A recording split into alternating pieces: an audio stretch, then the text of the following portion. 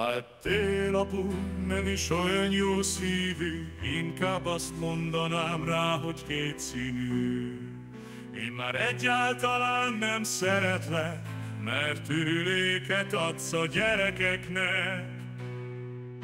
A fogait soha meg nem mossa, a puttonyát néha telefossa. A gyerekeknek igazuk van abban, nem jó, ha az ajándékba szarva. Gyurika, te lézer fegyvert kér, ajándékod ehelyett egy végbél. Ha meglátom, hogy nem örülsz ennek, visszakézből rögtön pofán verlek. Ha